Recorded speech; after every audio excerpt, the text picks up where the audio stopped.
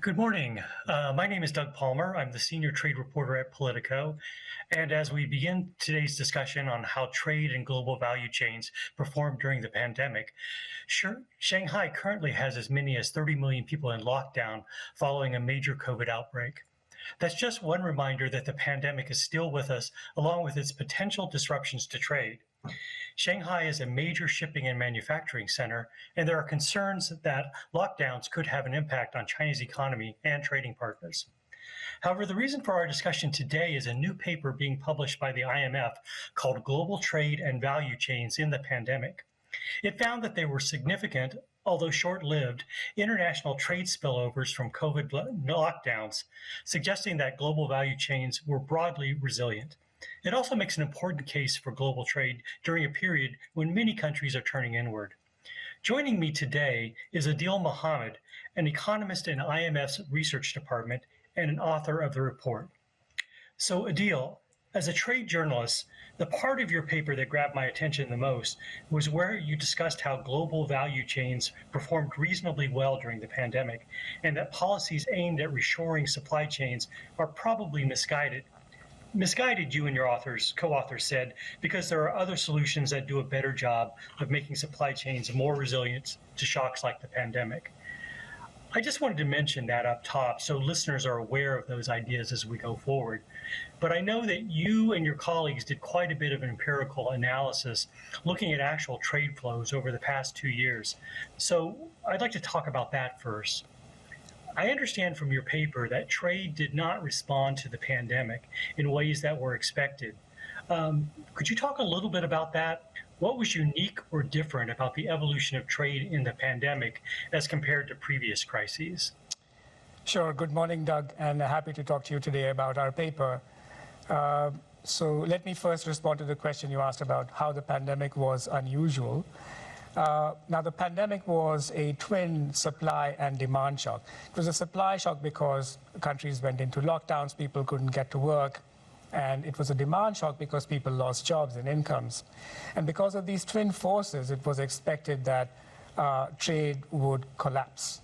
In fact, much worse, perhaps, than the trade collapse witnessed in the global financial crisis. But what we see, in fact, in the data is that although trade fell, and fell quite sharply, it recovered very rapidly, and by October of 2020, trade was back to its pre-pandemic levels. This is unusual. So we asked, why is this? What's going on? And what we find is that there were pandemic-specific factors which were supporting demand for imports.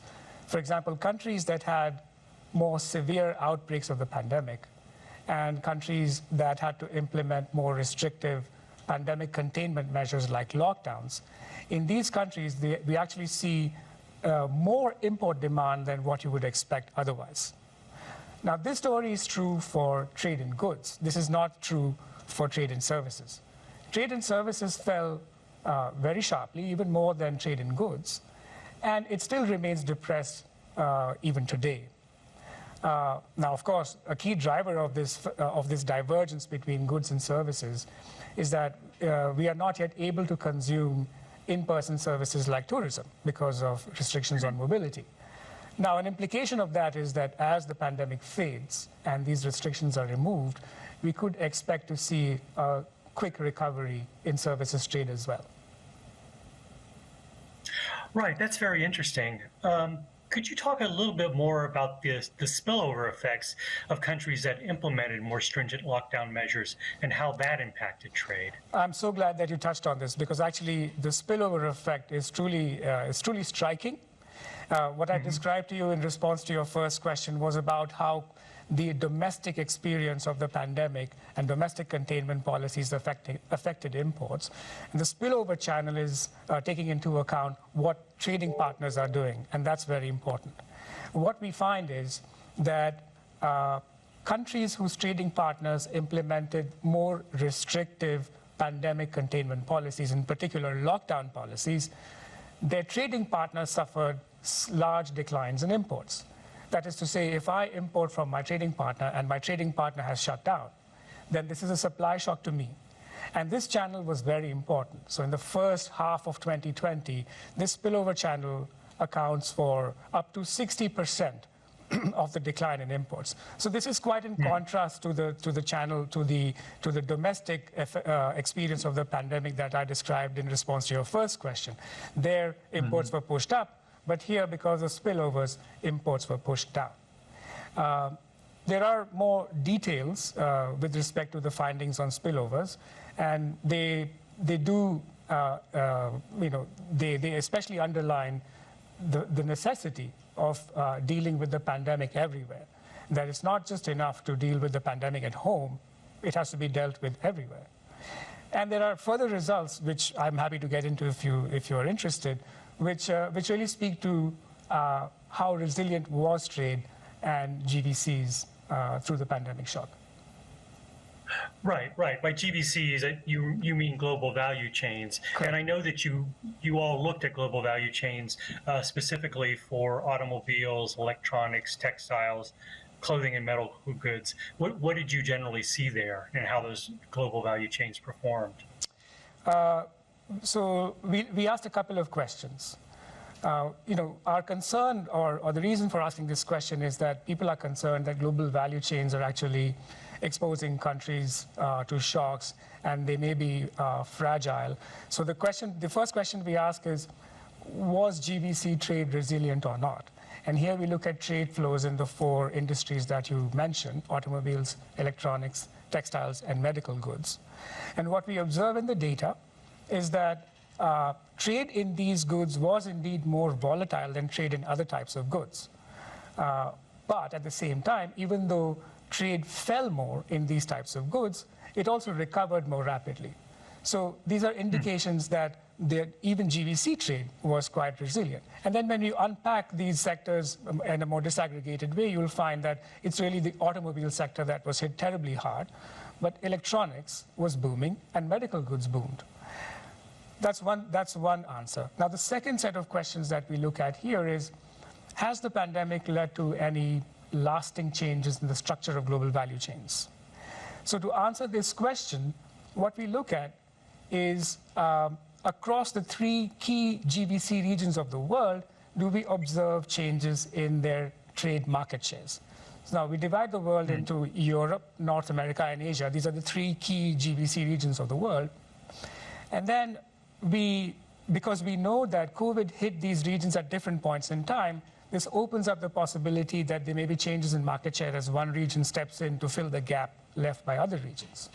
And indeed, if we look at the first half of 2020, this is a period when Asia was hit by COVID, but had already started to recover, while Europe and North America were still deep in the pandemic. And in this first half of 2020, Asia increases its market share in North America and in Europe. But if you fast forward a year, then you see that as Europe and North America start to emerge out of the crisis and their productive capacities return, then the market share increase of Asia begins to unwind. So we take this to mean two things. One is that global value chains were adaptable, meaning that one region was able to step in to supply needs when another region's productive abilities were hindered. And the second conclusion we draw from this is that we do not see permanent changes in the structure of global value chains, at least in response to the pandemic shock. Well, that's very interesting. I mean, since the pandemic, there's been a lot of focus on the semiconductor shortage, and you guys talk about that a little bit in your paper. So did the pandemic cause the semiconductor shortage, or was it the way that companies responded to the pandemic that caused the shortage? I'm glad you said that we talk about this a little bit. It's not a deep dive into the semiconductor industry, but we do, of course, look at trade flows in semiconductors, in electronics, and in automobiles. What we find is that overall, semiconductor trade fell a little bit initially, but then it boomed. And this coincides with the boom in trade in electronic goods. So the story as we know it is that because of the automobile sector suffered shortages of semiconductors, but at the same time, the pickup in demand for electronic goods diverted supplies of semiconductors into that industry. And this was sort of a supply-demand mismatch that affected the automobile industry hard. Now, the pandemic creates conditions where people need to work from home, perhaps even need to consume leisure at home. And in some sense, the boom in electronics is a pandemic-induced phenomenon. I mentioned the conclusion that the report reaches about reshoring, and the reason I guess that caught my attention is because reshoring is a very hot topic these days. And it seems to me that a lot of interest in reshoring is sort of driven by the idea that we can't rely on other countries providing us with the needed supplies in times of crisis. And then you did talk about sort of the spillover effect of countries that implemented, stringent lockdown procedures, how that led to less availability, at least initially.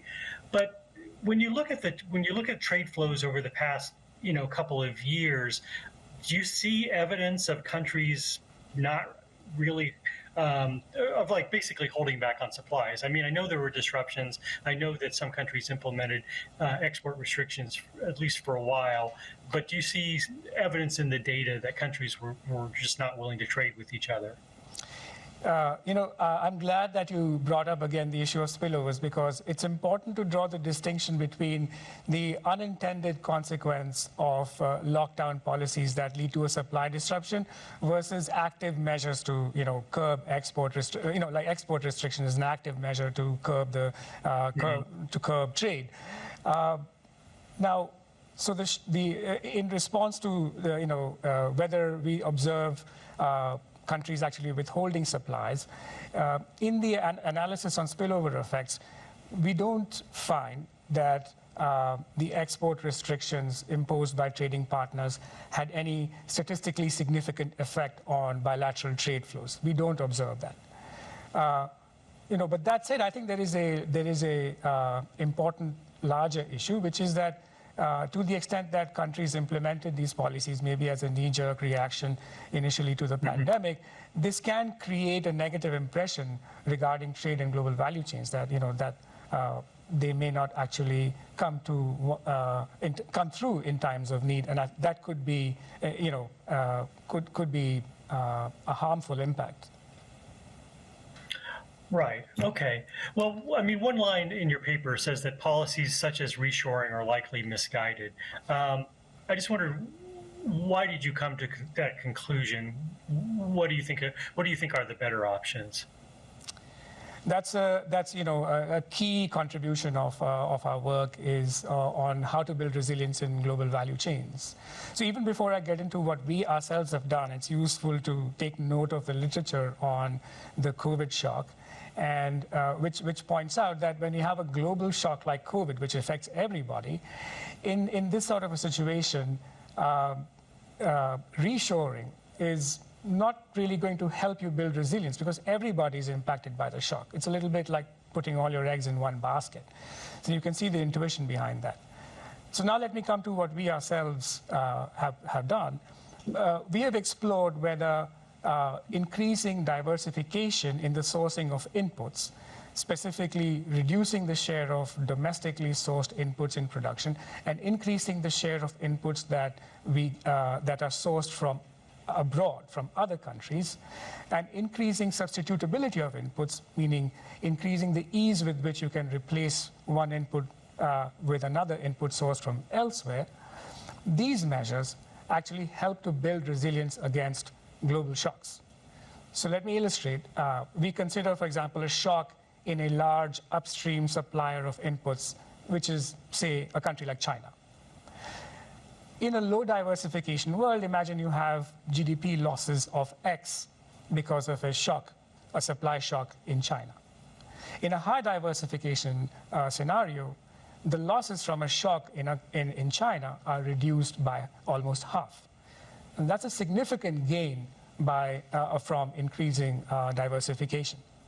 On the other hand, we find that if we reduce diversification, then economic volatility goes up in response to shocks that affect multiple countries at the same time. So for these two reasons, we draw the conclusion that reshoring is misguided. Actually, the way to build resilience is to increase opportunities for trade. Right. Okay, so when people talk about resilient supply chain, are those the ideas that we should be thinking about, diversification of supply and sort of substitutability of inputs? Are those the main features of a resilient supply chain, or are there other factors that should be considered? No, indeed, we only consider maybe a small part of the policy toolkit here.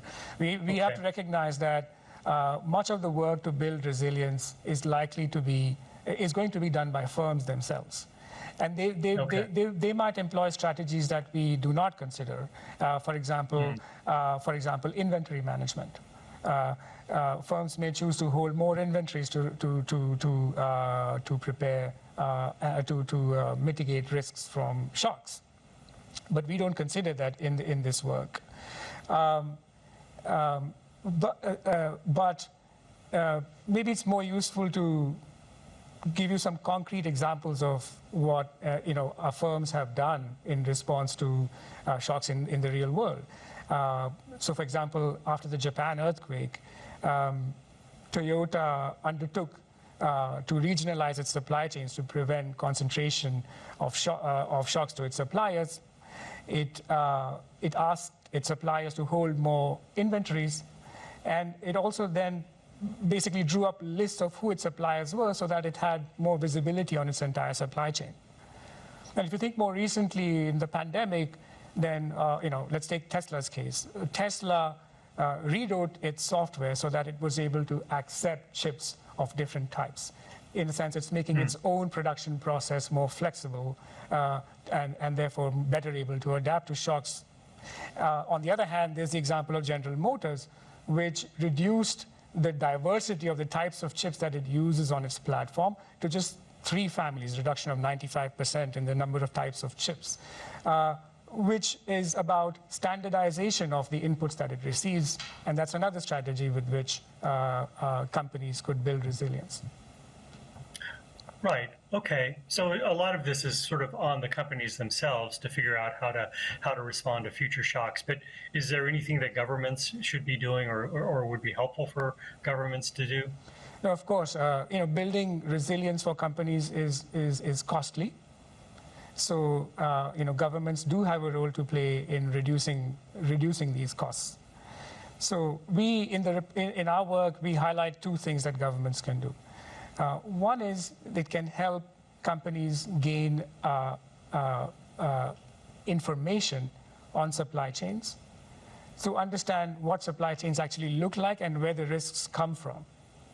And this is, for example, just taking Toyota as the microcosm example, but say, for example, using tax data to build networks of firm relationships. This may address gaps in the information set of firms regarding value chains. The second is that our policies to boost diversification and substitutability is about, at heart, it's about expanding opportunities for trade. So the way to do that is to reduce trade costs. And here, governments have a very important role to play. They can lower barriers to trade. Both tariff barriers and non-tariff barriers can be lowered further.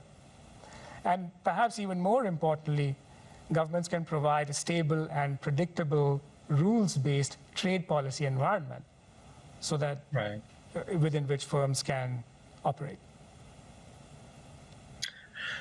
Okay. So governments providing more information, helping out with infrastructure costs, doing traditional trade liberalization, and kind of preserving the rules-based world trading system. Those are important roles the governments can play. This discussion has been very interesting to me. Just if you had to summarize your paper in 30 seconds, you ran into the executive director of the IMF in the elevator, and she asked you, "What are you working on?" How would you summarize it in 30 seconds? What do you think are the most important takeaways from it?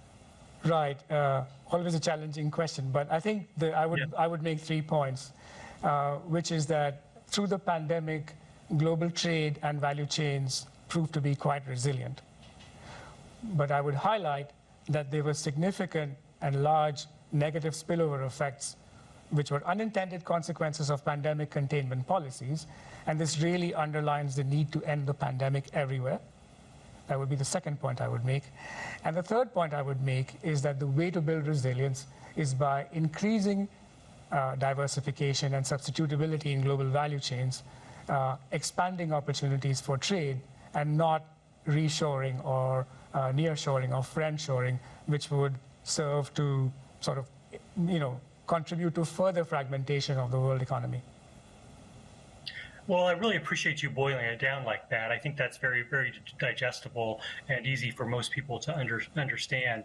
Adil, I think we're running close to the end of our time, so I'm going to thank you for this engaging paper. Thank you to the IMF for asking me to participate in today's discussion. Again, the name of the paper is Global Trade and Value Chains in the Pandemic, and it's being released today by the IMF. And thank you to everyone who tuned in to watch this discussion. Thank you, Doug. Pleasure speaking with you. Thank you again, Adil.